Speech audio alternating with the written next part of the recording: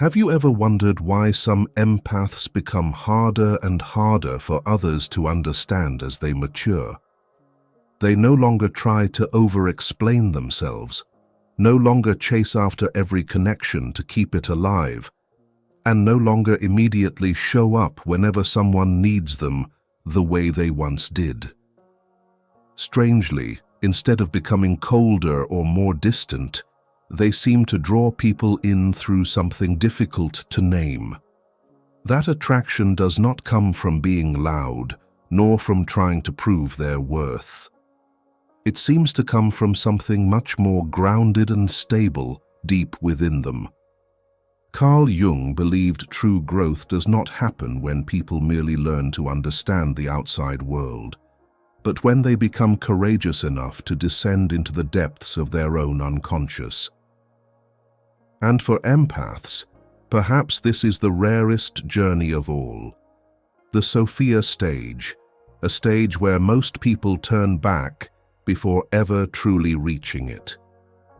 In today's video, we will walk through subtle yet deeply powerful psychological transformations to uncover why the most dangerous version of an empath has never been the one who feels the deepest, but the one who has finally learned how to stand firmly within their own inner world. Are you ready to step into this journey? Number 1. The mask of the kind empath. There is a very quiet truth about empaths that most people never realize. The very thing that makes them easy to love is often the same thing that slowly causes them to lose themselves. Empaths possess the ability to feel other people's emotions so deeply that sometimes they do not simply understand another person's pain. They absorb it as if it were their own. And before an empath can ever reach the Sophia stage, a stage Carl Jung might describe as the transition from persona to inner wholeness, they almost always must pass through a very beautiful mask. The mask of the kind empath. From a very early age, many empaths learn to observe the emotions of others faster than they observe themselves. They notice shifts in tone, coldness in someone's eyes, or tension in the atmosphere at home. And because they feel so much, they quickly learn that peace around them often depends on how they react. If they become a little quieter, things become less tense. If they learn to give in, others become happier. And if they become the understanding child, they receive more love. At first, it is simply a response meant to adapt to their environment, but over time, that adaptation gradually becomes an identity. Empaths do not merely act kindly, they begin to feel they must always be kind. They are praised for listening well and caring for others. Adults call them mature beyond their years, while friends constantly turn to them whenever they need comfort. And little by little, they begin tying their self-worth to their ability to make others feel good around them. Carl Jung called this the persona, the social mask people build in order to be accepted by society. Persona is not entirely false because it often begins as a necessary defense mechanism that helps people survive in relationships. But the problem emerges when someone gradually forgets where the mask ends and where the true self begins. For empaths, the greatest danger is not pretending to be kind. It is living inside that role for so long that they no longer know what they truly feel anymore. A viewer of our channel named Mina once shared that for many years she had almost never argued with anyone. Friends always saw her as the gentlest person in the group. In every disagreement, she was always the first to back down. If someone hurt her, she would search for reasons to understand them rather than express her own feelings. She believed this was maturity. But one day, sitting alone after what seemed like a perfectly ordinary conversation, she suddenly realized something unsettling. She no longer knew what genuinely made her happy or uncomfortable. She had spent so long adjusting herself to other people that her inner world had gradually become a room even she rarely entered. This is often what happens when kindness no longer comes from inner freedom, but begins to be driven by fear. They do not dare say no because they fear appearing selfish, and they do not dare express anger because unconsciously they associate anger with becoming a bad person. Very human emotions such as disappointment, frustration, resistance, or the need to be prioritized slowly get pushed into the deeper layers of the unconscious, simply because empaths learned that they would only be loved if they remained easy and pleasant for everyone around them. Carl Jung once wrote, "The privilege of a lifetime is to become who you truly are." Yet paradoxically, many empaths spend most of their lives becoming someone easier for others to accept instead of becoming themselves. They resemble a garden constantly trimmed into perfection for the satisfaction of every eye around them. No branch is allowed to grow crooked, no leaf is allowed to wither, and everything must remain gentle, harmonious, beautiful. But the harder they try to maintain that perfect garden, the further they drift from their most natural self. And that is precisely why the Sophia Stage becomes a place most empaths never reach. Because before an empath can become truly whole, they must find the courage to recognize that not all kindness comes from love. Sometimes what appears to be compassion is built upon a much deeper fear. The fear that if they stop being the understanding one, the accommodating one, the person who always makes others comfortable, no one will stay to love them anymore. Number 2. The moment an empath begins to see the unconscious pattern, and eventually a moment arrives when that mask no longer has enough strength to keep everything stable. Not because the empath suddenly becomes cold or changes, but because after spending so many years trying to maintain harmony for everyone, they begin feeling something inside themselves repeating in a way too familiar to keep ignoring. And perhaps it is here that the road leading toward the Sophia Stage, a stage most empaths never reach, truly begins to open. Usually, this moment does not arrive during peaceful times. It often begins with an event painful enough to create the first cracks in the persona the empath has lived with for so long. Perhaps it is a relationship they gave everything to, only for it to end in disappointment. Perhaps it is the feeling of being left behind by the very people they always stood beside. Or sometimes it begins on an ordinary evening, when they suddenly realize they are too exhausted to continue reacting in the same old way. What makes this moment important is not the pain itself, but the clarity beginning to emerge beneath that pain.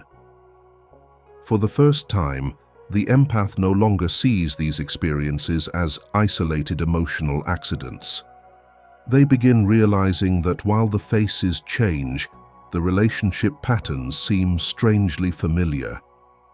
They are always the one listening more than being heard, always trying to understand others before understanding themselves, always staying longer than necessary, hoping that with just a little more patience, things might finally become different. Carl Jung once wrote, "Until you make the unconscious conscious, it will direct your life and you will call it fate." And for many empaths, this is the first time those words become frighteningly real. Because they begin realizing that what they once called bad luck, always meeting the wrong people, or always getting hurt, may not be entirely random. There is an invisible pattern repeating beneath all those relationships, like an underground current, quietly pulling them toward the same ending over and over again, only with different names. During a Jungian therapy session, a man once shared that after his third breakup in just a few years, he sat looking through old messages and suddenly realized something strange. In every relationship, he had always been the one desperately trying to preserve the connection. He was always the first to text after arguments, always the one smoothing over tension, always convincing himself that if he just tried a little harder, things would work out. But what shocked him was not that the relationships ended. It was the realization that he had lived the same story too many times. For the first time, I stopped seeing myself as a victim of bad luck, he said. I started seeing that something inside me had unconsciously kept leading me back into the exact same situation. And that is when exhaustion begins changing its meaning. It no longer feels like ordinary pain or disappointment. Instead, it becomes a kind of clarity impossible to ignore. Empaths begin understanding that their deepest exhaustion does not come from feeling too much. It comes from repeatedly stepping into the same emotional cycle while hoping the outcome will somehow be different. That moment resembles someone wandering through a maze who suddenly climbs high enough to see its entire shape for the first time. The pathways are still there.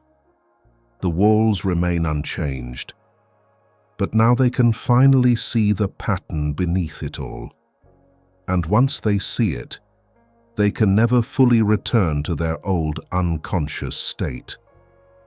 This becomes the true beginning of self-awareness, not the kind that immediately makes people feel better, but the kind that forces them to become honest with themselves. And perhaps this is another reason why the Sophia Stage remains a place most empaths never reach. Because the hardest thing to accept is not that they were hurt. It is realizing they had also unconsciously participated in maintaining the cycle for years without ever noticing it. That realization becomes the first doorway toward true transformation. If you have ever realized you were living the same story with different faces, share it in the comments below. Perhaps your awakening moment looked nothing like anyone else's, a breakup, a loss, or maybe just an ordinary evening when you realized you were too exhausted to continue living the same way. Your story might become the very thing that helps someone else see their own pattern for the first time. Number 3. Shadow integration. When empaths stop rejecting their own darkness. But if seeing unconscious patterns is only the first step of awakening, what happens when empaths begin to see the parts within themselves that they have spent years avoiding? That is usually where most people stop, because recognizing the pattern is only the first step of the journey. What is far more difficult is daring to look deeper into what has been silently operating beneath that pattern. And it is there that empaths often encounter a discovery more difficult to accept than anything before. Not everything inside them is as gentle, compassionate, and luminous as the image they once believed about themselves. Carl Jung once wrote, "One does not become enlightened by imagining figures of light, but by making the darkness conscious." Perhaps this is the true doorway into the Sophia Stage, a stage that most empaths never reach. Because to go further, they must confront what Jung called the shadow, the psychological part pushed down into the unconscious simply because people do not want to recognize it as a part of themselves. For many empaths, The shadow does not appear in the form of cruelty or malice as people often imagine. It usually arrives in far subtler forms. Anger they constantly swallow, selfishness they do not allow themselves to express, the feeling of wanting to leave while continuing to stay, or the silent need to control everything simply to preserve a sense of safety. And because they have lived so long with the image of being gentle, understanding, and endlessly compassionate, these parts gradually become viewed as things that should not exist within them. In literature, there is an image remarkably close to this process in the story Strange Case of Dr. Jekyll and Mr. Hyde. Dr. Jekyll spends his entire life trying to separate the good and bad parts within himself, believing that people become noble only when they completely eliminate darkness. But the more he suppresses it, the stronger the repressed part becomes, eventually transforming into Hyde. The frightening part of the story is not that Hyde exists, but that Jekyll believes he can become whole by denying a part of himself. Many empaths live in a similar way. They do not allow themselves to become angry. They do not allow themselves to be selfish. They do not allow themselves to say enough. But what is denied rarely disappears. It simply sinks quietly into deeper places. In modern psychology, there is a phenomenon called emotional suppression, the repression of emotions. Many studies show that when people continuously try to suppress emotions instead of recognizing and processing them, the nervous system still reacts as if the threat continues to exist. The amygdala in the brain remains in a state of vigilance, while psychological energy must continuously be spent to keep those emotions beneath the surface. That means denying anger does not make it disappear. It simply forces people to use increasing amounts of energy to avoid looking at it. And then one day, empaths begin to realize something entirely different from what they once believed. They realize that anger is not necessarily evidence of darkness or evil. Sometimes it is simply a signal that a boundary has been crossed for too long. They realize that wanting to leave is not always selfish or heartless. Sometimes it is simply a deeper part within trying to protect something very real. That is also when compassion begins to change its meaning. It is no longer a form of gentleness separated from oneself, but begins including self-protection as well. Including the ability to say no, the ability to walk away, or simply the ability to remain silent without feeling guilty. And deeper than anything else, empaths begin to stop fearing their own inner strength. Perhaps this is the rare transition Jung wanted to describe, the shift from being a good person to becoming an integrated person. Because the Sophia stage does not begin when empaths become better. It begins when they stop dividing themselves into the parts allowed to exist and the parts forced into hiding. And that is also why most empaths never go far enough. Because to become whole, sometimes the hardest thing is not learning to love the light within yourself, but learning to stop fearing your own darkness. Number 4. From emotional absorption to discernment. If realizing old cycles is the moment when empaths begin seeing what is happening outside themselves, then the journey afterward leads them somewhere much deeper, learning how to distinguish between what they truly feel and what they have unconsciously absorbed from others. In the past, many empaths lived like mirrors without boundaries. They would walk into a room and almost immediately feel the atmosphere within it. But they did not simply sense other people's emotions. Unconsciously, they brought them inside as though it were their responsibility to process them. Perhaps this is another reason why the Sophia stage becomes a place most empaths never reach. Because after seeing unconscious patterns and beginning shadow integration, the journey does not stop at understanding oneself. It goes further, becomes subtler, and requires another form of psychological maturity, learning to recognize what truly belongs to you and what is merely passing through you. Carl Jung once wrote, "Thinking is difficult, that's why most people judge." Perhaps what Jung meant was not only about thinking, but also about how people often react faster than they observe. And empaths are especially vulnerable to this. When someone enters carrying sadness, they immediately feel the need to soothe them. When tension appears, they unconsciously think they must fix something.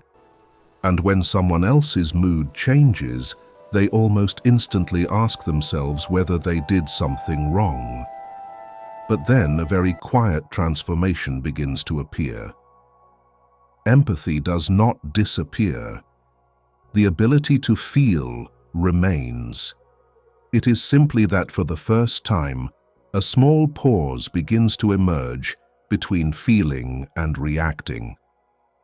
That pause appears ordinary at first, but sometimes it becomes one of the most important turning points of the Sophia stage. Because of the first time, empaths begin asking themselves, "Is this my emotion, or am I carrying someone else's?" The question seems so small, it appears insignificant. Yet sometimes it is powerful enough to change an entire way of living. A friend of mine works as a manager in a high-pressure company. He told me that in the past, every time he entered the office and saw employees feeling stressed or irritated, he immediately felt burdened too.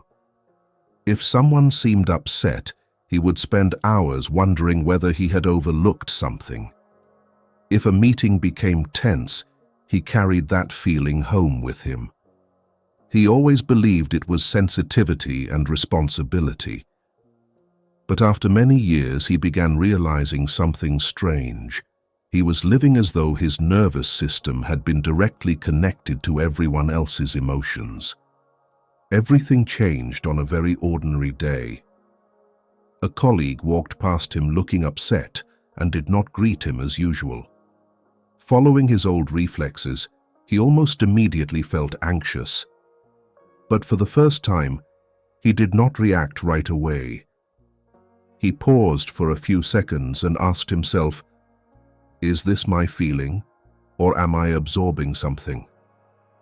A few hours later, he discovered that the colleague had just received bad news from his family. He said it was the first time in his life that he understood something incredibly simple. Not every tension that appears around you is your responsibility. That moment resembles someone standing in the rain for their entire life, always believing the rainwater was part of their body, until one day they step beneath shelter and realize for the first time that they can feel the rain without having to become the rain. That is also when emotional intelligence begins maturing into emotional discernment. Empaths no longer automatically believe every emotional signal appearing inside them. They begin observing rather than immediately reacting. Gradually, they begin recognizing the difference between vulnerability and manipulation, between genuine pain and unconscious emotional transfer. And more importantly than anything else, they begin understanding that emotions are not always commands. And perhaps this is one of the deeper reasons most empaths never go far enough on this journey. Because feeling is always easier than pausing long enough to observe what you are feeling. Yet within that very small pause, a new form of freedom begins appearing. The kind of freedom that comes from empaths realizing for the first time that they do not need to carry everything they feel. And if by this point you have realized you spent far too many years carrying emotions that were never truly yours. Take a second to press like on this video. Sometimes, even a very small action becomes a way of quietly admitting to ourselves, it is finally time to stop carrying the entire world on our shoulders. Number 5.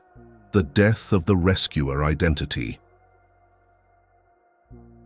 And then, after empaths stop unconsciously absorbing every emotion around them the way they once did, a very strange emptiness begins to appear inside them. Because when you stop carrying other people's worlds on your shoulders, you also begin confronting a question you may never have truly dared to face before. If I am no longer the one who always saves, always heals, always shows up to keep everything stable, then who am I? This is also where a very deep layer of identity begins to shake. Because for many empaths, helping others was never simply an action. It gradually became an identity. They felt valuable when they were needed. They felt meaningful when they became the place people returned to during moments of collapse. And over time, the role of rescuer stopped being a choice. It became the way they understood themselves. Carl Jung once wrote, "The most terrifying thing is to accept oneself completely." Perhaps this is one of the reasons the Sophia Stage becomes a place most empaths never reach. Because Jung's journey of individuation does not merely require people to discover themselves. It also requires them to leave behind the old roles that once made them feel safe. The difficulty lies in the fact that the rescuer role often does more than help empaths connect with others. Sometimes it helps them avoid confronting their own emptiness. When they are always busy listening to others, they never have to listen to what is happening inside themselves. When they are always busy repairing the broken things around them, they never have to sit with the parts within themselves that still remain unhealed. There is a story closely connected to this in the journey of Princess Diana. Throughout her life, she became known around the world as a woman of deep compassion, always present where there was suffering, illness, and pain. She spent much of her life caring, connecting, and giving immense amounts of love. But behind that image, Diana herself spoke many times about feelings of loneliness, emptiness, and a longing to be seen as a real human being.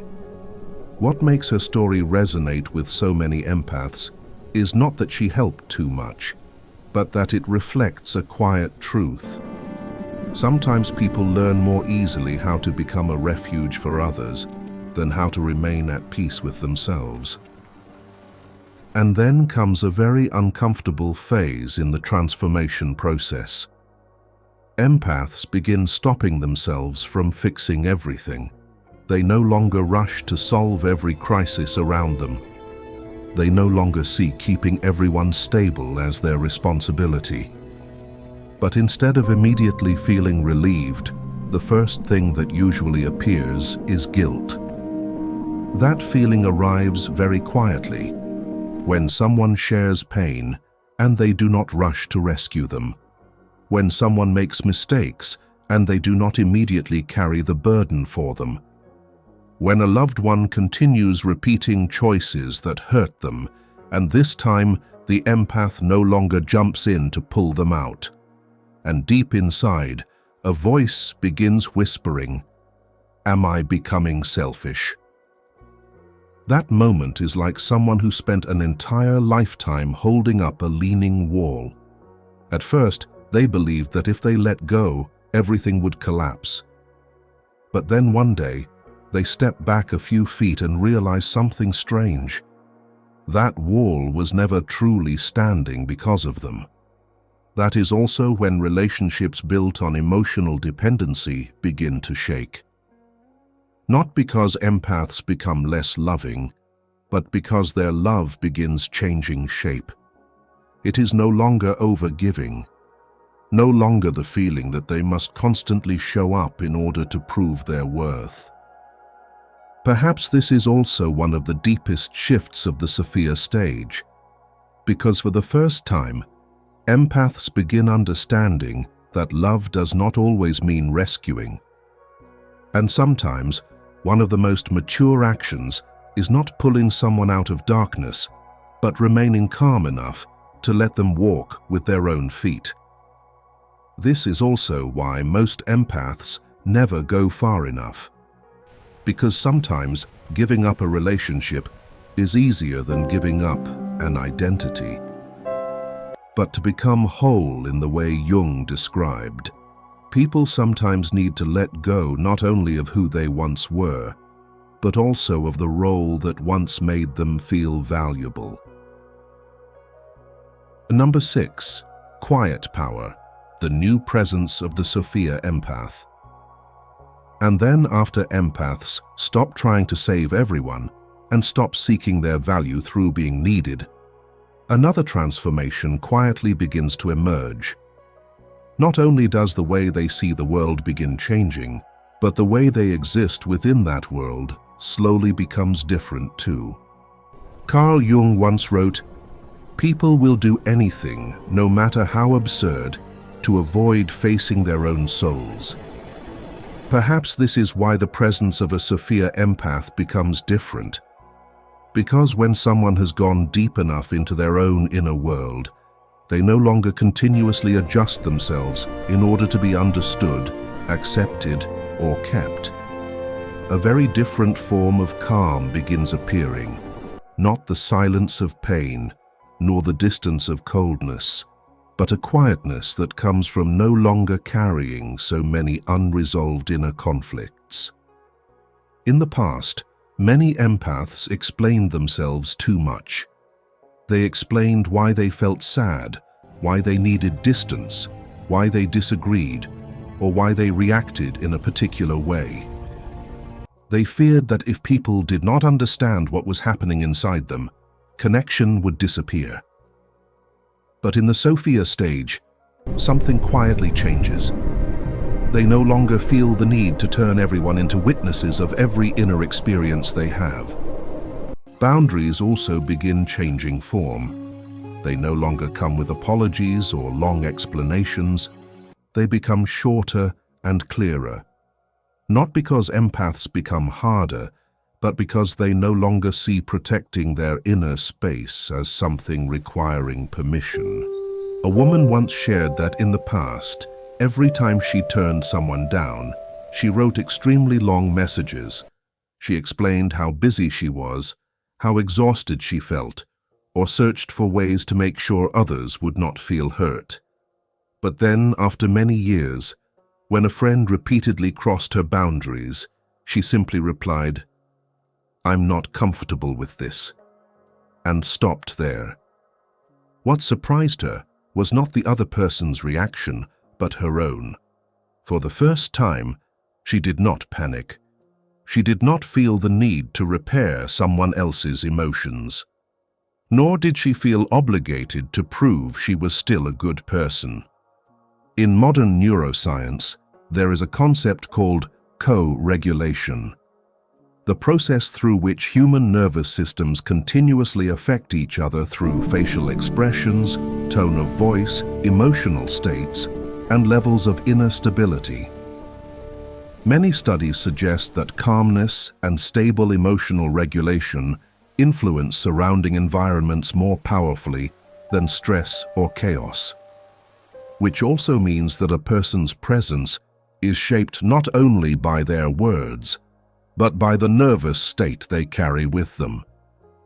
Perhaps this is why people who once knew an empath begin sensing that something feels different, yet struggle to explain what exactly changed. Not because the Sophia empath becomes more distant, but simply because they no longer get pulled into emotional chaos as easily as before. And that very thing begins confusing certain people. Those who once relied on emotions to pull them into a shared emotional spiral gradually realize something no longer works the same way. Not because the empath is trying to control anyone, nor because they create distance, but simply because emotional leverage no longer reaches the same places within them. That is also when silence begins changing its meaning. It no longer becomes withdrawal or the emptiness of pain. It becomes a quiet form of self-respect, like saying, I do not need to explain everything for my truth to have value. Number 7. Why most empaths never reach the Sophia shift.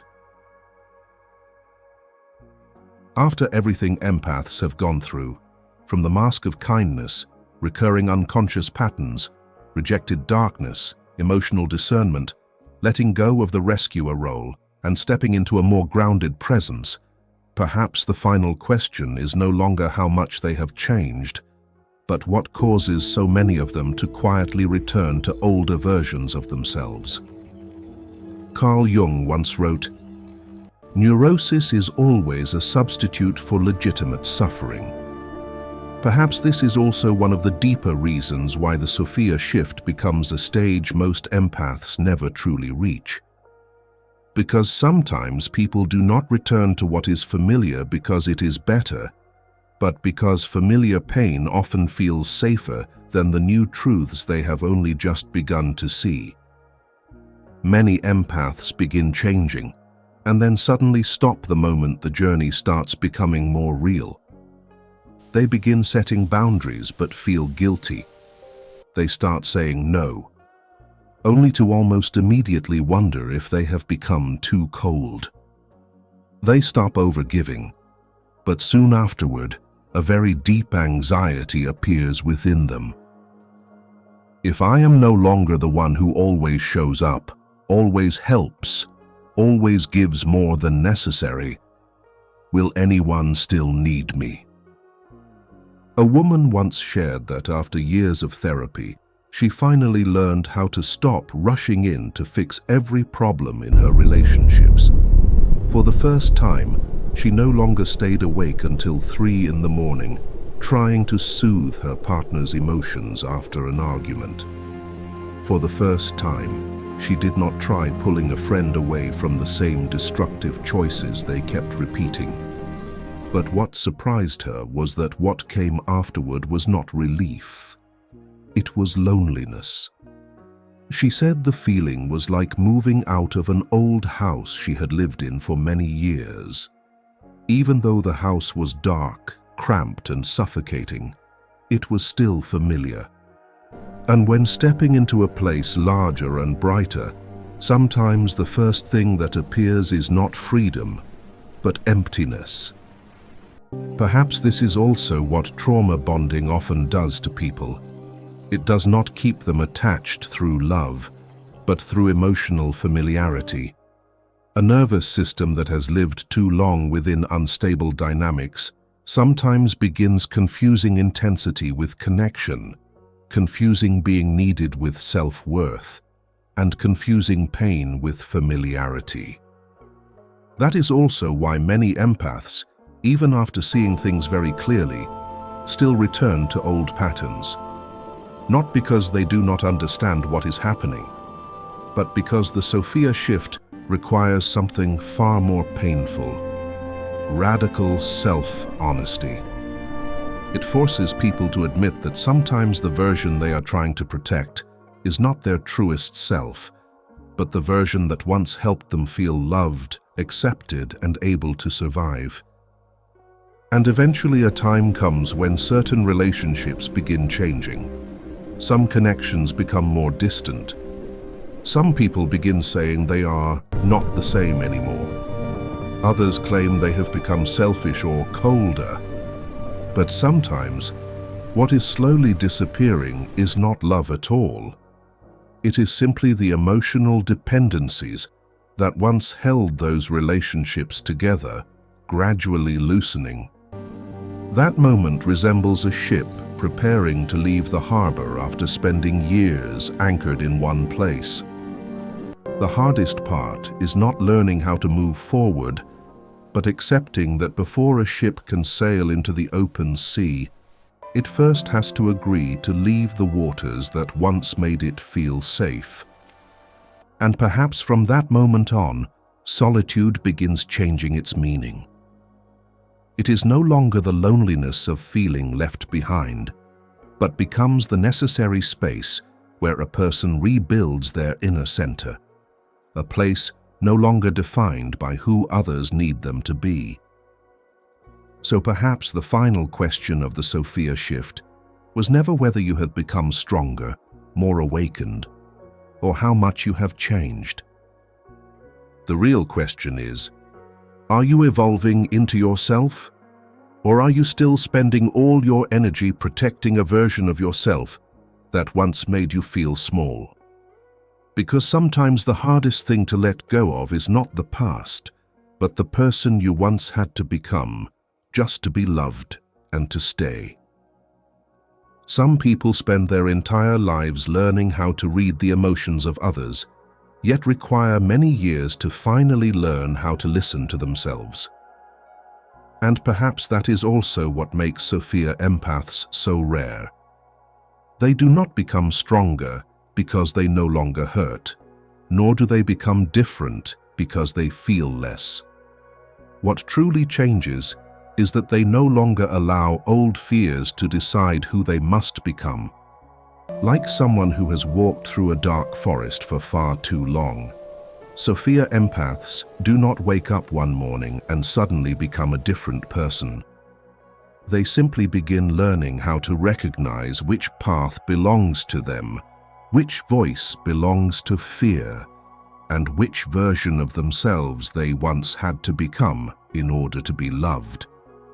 And from that moment on, they no longer walk in search of acceptance. They begin walking as themselves. If today's video touched something very deep within you, share it with someone you believe needs to hear this right now. And do not forget to subscribe to the channel and turn on notifications so you can continue joining us on this journey of exploring psychological depth, shadow work, and the inner mysteries that Carl Jung spent his entire life trying to understand.